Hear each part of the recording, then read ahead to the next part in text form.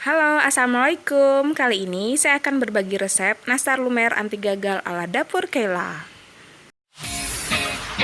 Bagi yang belum subscribe, please klik tombol subscribe-nya ya. Dan juga loncengnya. Langkah pertama, kita buat selai nanasnya dulu ya. Berikut bahan-bahannya.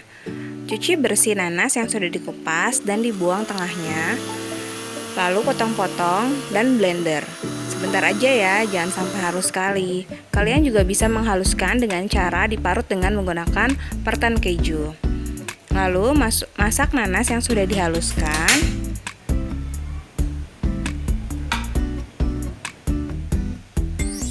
Masukkan kayu manis. Lalu masak dengan api kecil sampai air menyusut. Dalam proses ini jangan diaduk-aduk ya, sampai kandungan airnya menyusut, gunanya agar nanas nggak meletup-meletup pada saat memasak. Jika sudah menyusut seperti ini, tambahkan garam dan gula pasir secara bertahap. Untuk takaran gula disesuaikan dengan selera masing-masing ya. Bagi yang suka manis bisa ditambahkan gula dari takaran resep yang ada.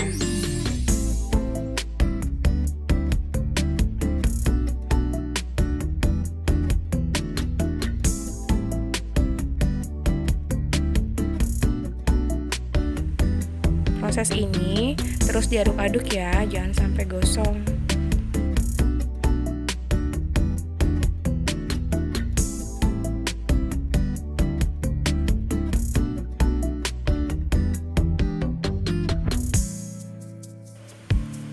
Aduk-aduk terus dan masak hingga nanas berubah warna dan mengental seperti ini.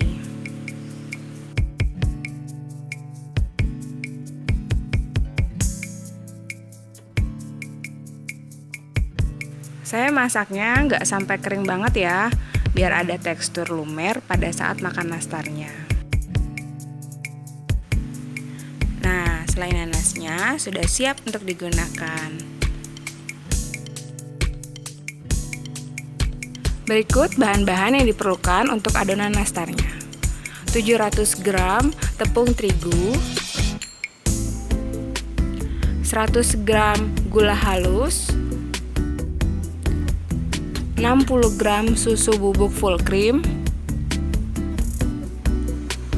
200 gram Wisman, kalian bisa pakai butter merek apa aja ya.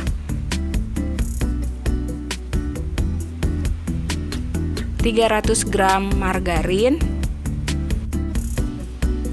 dan 4 butir kuning telur.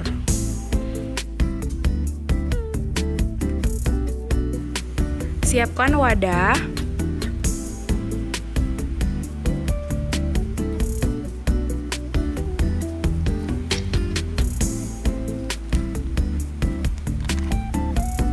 Lalu masukkan margarin.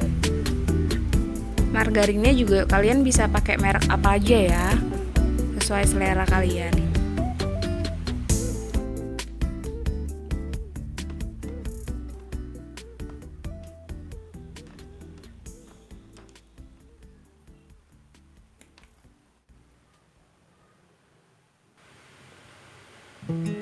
Kemudian masukkan Wisman.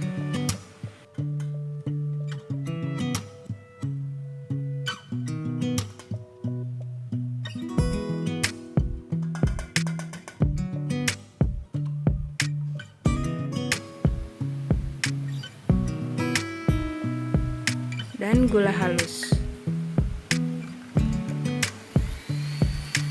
Kita mixer dengan kecepatan rendah ya.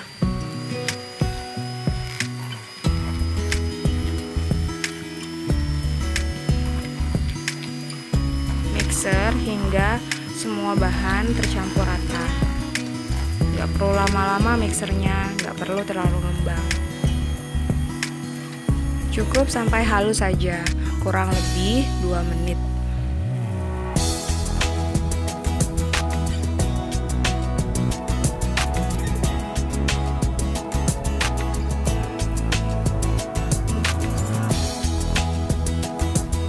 Kemudian masukkan kuning telur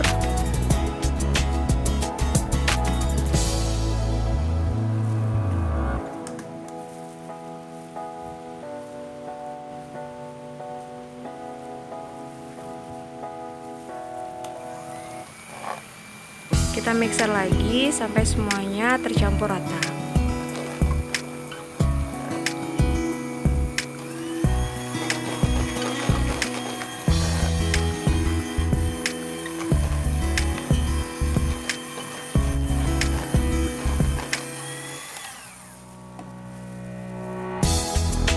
Mixer sampai halus seperti ini. Kemudian ayak tepung,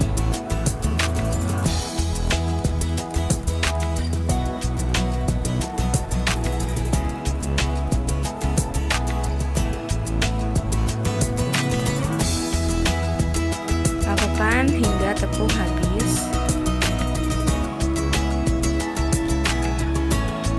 Kemudian susunya juga.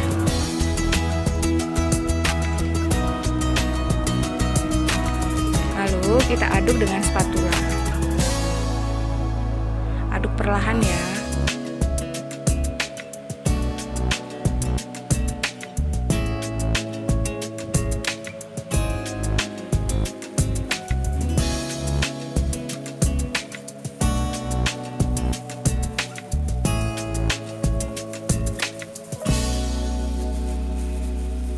Kalian juga bisa ratakan dengan menggunakan tangan seperti ini. Aduk hingga kalis.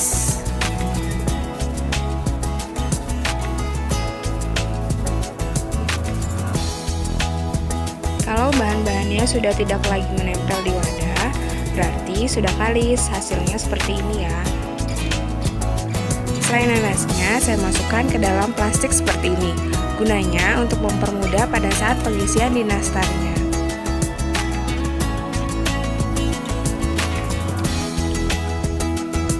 Ambil adonan sebesar ini, kurang lebih beratnya 7-9 gram. Lalu isi dengan selai nanas. Kemudian tutup adonan.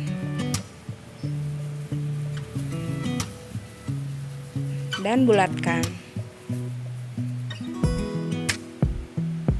Letakkan di loyang yang sudah diolesi dengan margarin dan tepung terigu.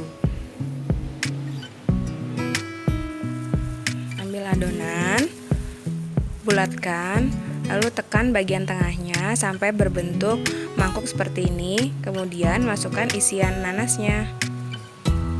Tutup kembali lubang, bulatkan kembali. Seperti itu ya.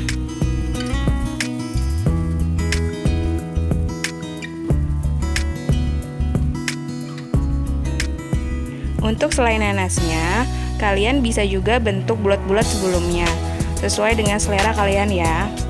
Kalau saya lebih enak pakai teknik yang seperti ini, karena menurut saya lebih cepat, gak kerja 2 kali. Oh ya, untuk ukuran nastarnya kalian juga bisa sesuaikan dengan selera masing-masing ya, dari bentuk, ukuran, dan beratnya.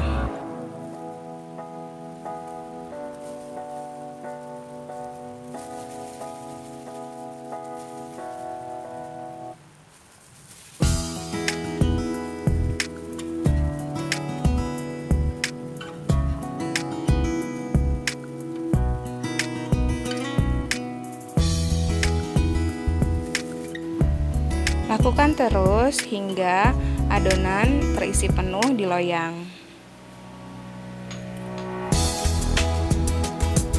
Kemudian siapkan kuning telur dalam wadah. Untuk satu resep ini kita memerlukan kuning telur untuk bahan olesan sebanyak 4 butir telur. Tapi saya pakainya satu-satu dulu ya. Lalu ditambahkan pewarna makanan warna kuning. Diaduk sampai rata.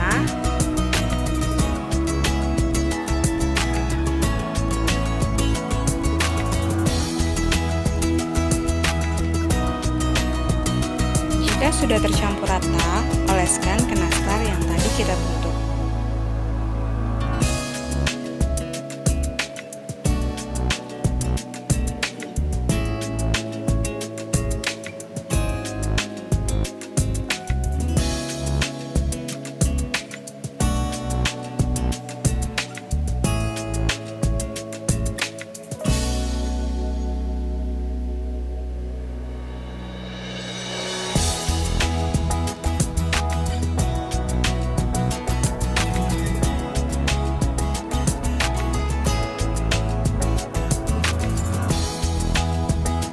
Ketika semua nastar sudah diolesi dengan kuning telur seperti ini, nastar sudah siap untuk dipanggang. Untuk alat pemanggangnya, saya gunakan oven kompor seperti ini. Lama memanggangnya kurang lebih 45 menit dengan api kecil. Untuk lama memanggangnya, kalian bisa sesuaikan dengan oven masing-masing ya. Setelah 45 menit, keluarkan nastar dari oven. Dan nastar sudah jadi deh, kuning keemasan seperti ini. Dengan bagian bawahnya juga sudah matang.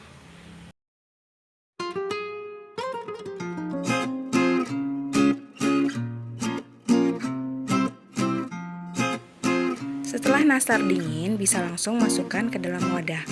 Untuk satu resep ini, jadinya 3 toples ukuran seperti ini. Berat isiannya kurang lebih 50 gram per toples.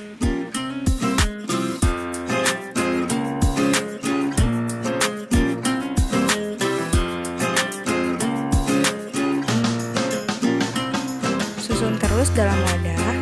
Untuk wadah yang seperti ini, saya susunnya 3 tingkat ya. Kalian bisa buat ini sebagai hidangan di hari raya atau untuk kalian yang mau usaha kue kering. Sekian resep dan tips dari saya. Jangan lupa untuk subscribe, like, and share video ini. Terima kasih, semoga bermanfaat. Assalamualaikum.